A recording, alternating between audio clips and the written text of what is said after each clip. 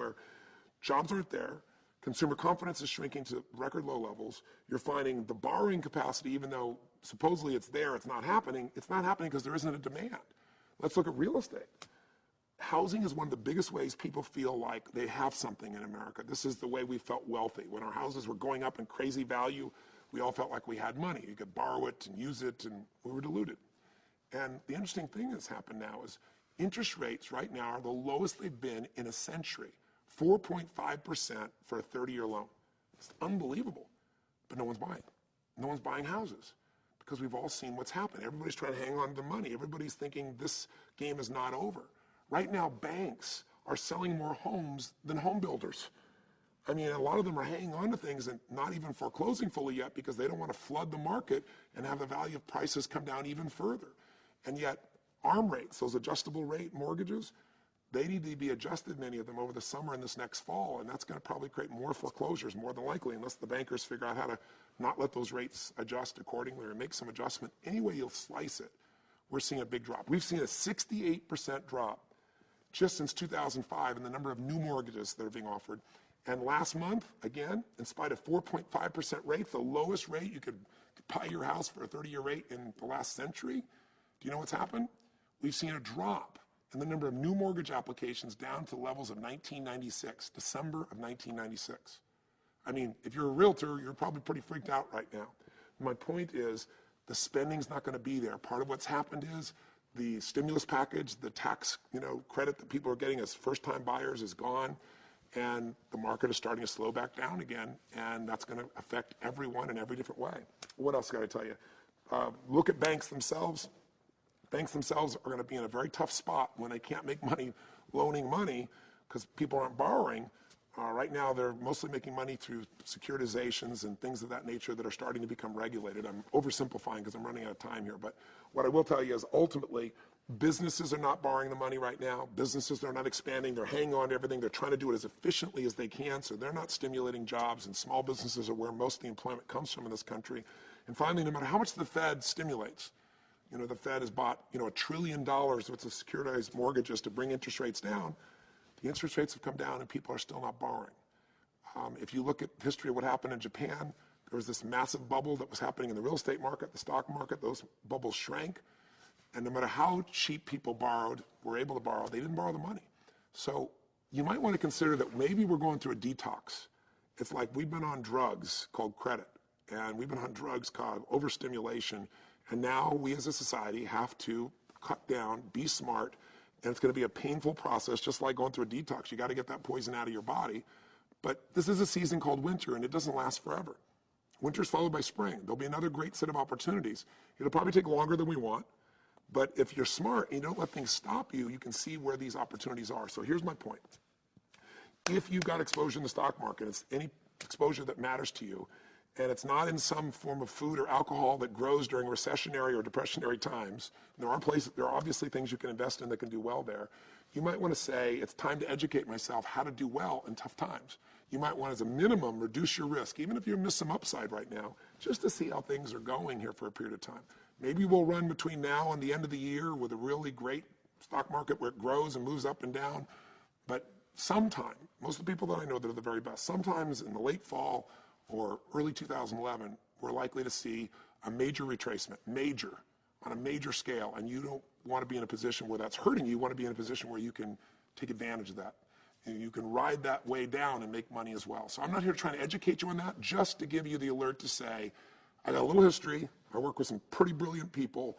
These are some things you should consider that are pretty logical. And I'll give you one more thing, so you don't have to think it's just coming from me.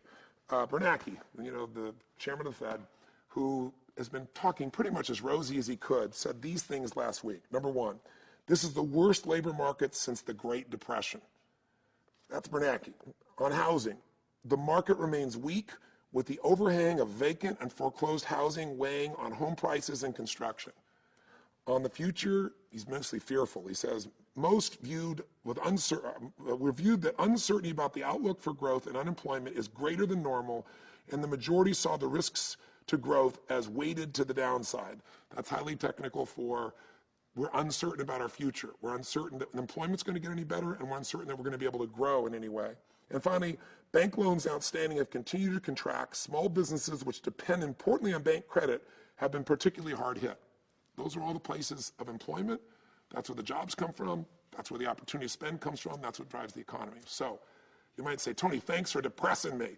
You don't need to be depressed. Here's what you need to do. A couple things. Number one, just right now, make a decision. I've known people that lost an arm, lost a leg, and some people live in pain their whole life. Some people just make a decision one day and go, you know what? I'm going to find a way to take advantage of the cards that were dealt me.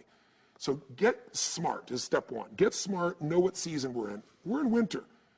In the middle of winter, you're going to have sunny, beautiful days. It's not like winter's dark and horrible every day, but you got to know the overall trend so you know how to react. If you try to plant seeds in the winter, I don't care how hard you work, it's not going to work. Do the right thing, buy a house, do it at the wrong time, 2006 in the US. Doing the right thing at the wrong time, you're going to get hurt. So number one, get smart, know what season you're in, and decide you're going to find a way to take advantage of the situation. Number two key, put yourself in a position where you educate yourself. Go find the education, get it through our organization, anybody else you want, but educate yourself on not only the season, but how to take advantage of the season. There are all kinds of tools that you can use that when things go down, you do really well. Some of you are familiar with just the use of something simple as ETFs.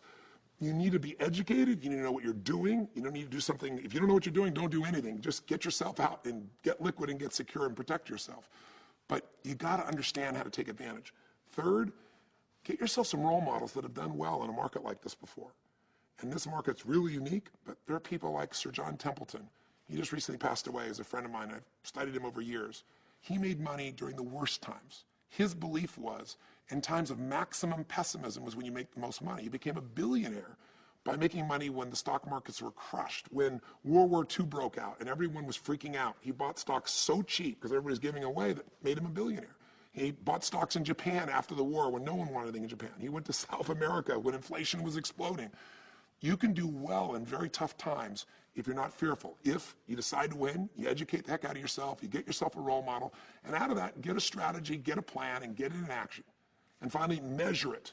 Measure what you're doing, get that coaching. And the last thing I'd say is, in the middle of all this, if you want to be successful, find a way to add more value than anyone else is adding. That's the ultimate competitive advantage.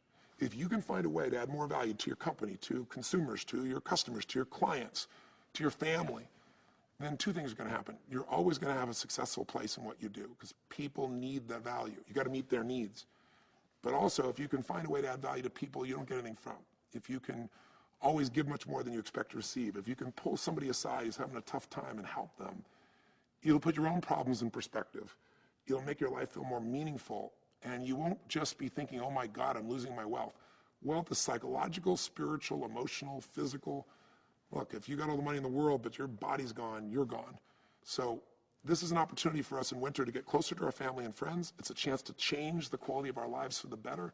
And if you're smart, it's a chance to do well financially as well. So this is my warning. This is my alert. Think about these 7 things I brought up to you and decide which direction you think the market's going. And maybe it's time to protect yourself and or prepare for a shift in the market. Hope this is helpful. Talk 100 miles an hour because I'm literally getting on a plane to go to Fiji and I'm going to miss my flight. It's 10:30 at night, but I didn't want another day to go by without giving you a message for you to consider. So live strong, live with passion, and I look forward to your comments and I look forward to seeing how you manage and hopefully take advantage of the many days and challenges and opportunities ahead.